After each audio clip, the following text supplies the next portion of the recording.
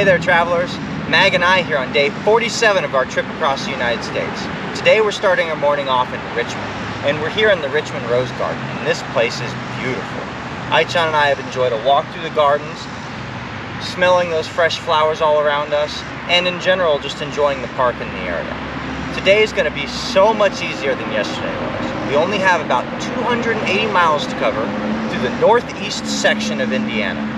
All we're going to do from here is start making our way directly north along the east side of the state until we get to Michigan. The good thing about the route today is we're going to be seeing a lot of freeway and a lot of highway time, and we're not really going to be out in the country. That means those 280 miles are going to fly by. Add into that the fact that we've already done several of the counties and pages in this area, and this is a cinch. We are going to reach Michigan by nightfall tonight, and we'll be staged to start into our 2 weeks of Michigan starting first thing in the morning tomorrow. Because we know that we're going to fly through the miles today, and because we don't have all that many counties and pages to have to do, we're able to keep in all those fluff targets that we had to cut yesterday. So today we're sure to see a lot of virtuals, earth caches, and we'll have time to stop and see sites just like this. So I know today's going to be a great day and a great way to finish up Indiana. So come on, let's go check it out. We started off our morning right in the Richmond Rose Garden. This place has been in operation for more than 30 years to honor Richmond's rose legacy with a beautiful environment for all to enjoy. And enjoy it we did. The soothing sound of the fountain makes it easy to forget the noise of the road nearby. There was a team of half a dozen volunteers on site during our visit, all carefully tending to the roses. And it certainly takes a lot of care to maintain over 100 variety of roses like this garden holds.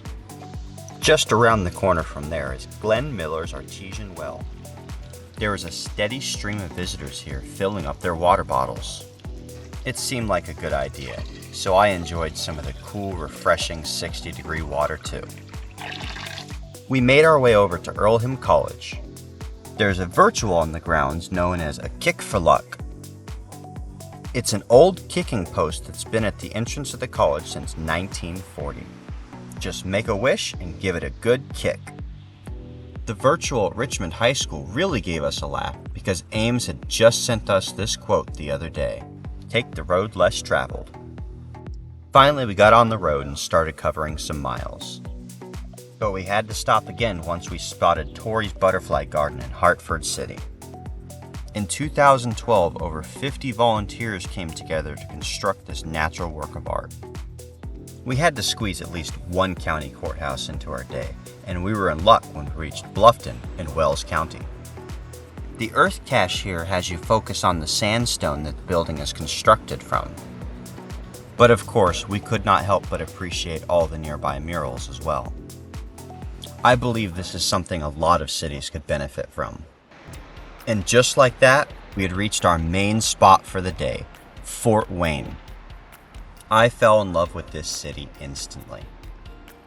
It's fairly easy to pick up on the vibe of a city within just a few minutes of getting there. And Fort Wayne was giving off nothing but good vibes. I had a whole laundry list of things I wanted to see in the city, but it took a while to get there because there was so much to see along the way. The first planned stop was the 77 Steps. I'm going to tell you right now that a daytime visit just doesn't do it justice. At night, each of these 300 tubes is lit up. Then it was off to see the Fort Wayne Museum of Art. Yet another very impressive spot in town. There was an earth cache located at the front of the museum, which is what had brought us here. But once again, it was all the artwork that kept us hanging around in the area. Each direction you turn is a new mural or an interesting statue. This band comes to life when seen from multiple angles. Some pieces were a bit more abstract than others, but each one gave the viewer something to ponder about.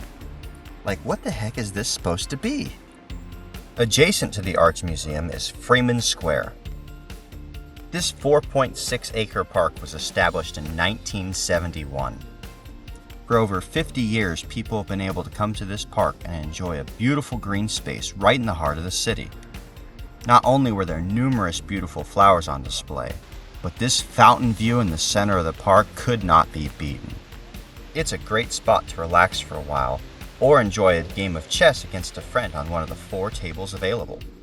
Don't worry, Major General Wayne won't judge your performance. We can't all be tacticians at that level. And then we were off again, over the river and across the bridge. Next stop on this tour of Fort Wayne is the Science Central. Unfortunately, they closed their doors at 4 p.m. and I arrived at 4:05 p.m. That's okay though, because as with most geocaches, what I wanted was outside, not inside. We'd come here to tour the rock garden, but as usual, we were enamored with all the art in the area. And Fort Wayne is one of the most artistic cities we've ever been to.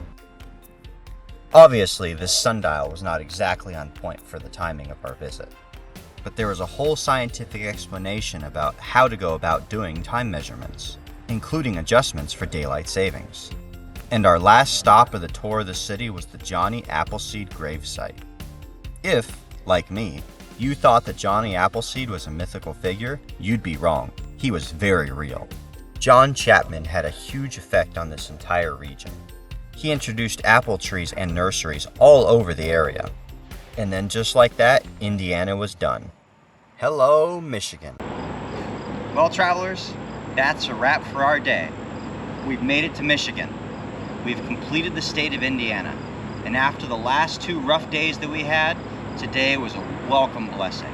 We had short miles, lots of good targets, lots of scenic views, absolutely not a drop of rain, and the day went well all around. We started off in Richmond in the Rose Garden, and from there we made our way up to Fort Wayne. Fort Wayne ended up being a fantastic stop for the day. The city was completely filled with art from end to end. I couldn't believe how many different pieces and selections there were in the city. We're set up to spend the next 2 weeks in Michigan, starting tomorrow. It's definitely been a lot of fun touring Indiana with you. We hope you enjoyed all the sights to see along the way as well. There's a lot to see in that state. The crossroads of America did not disappoint.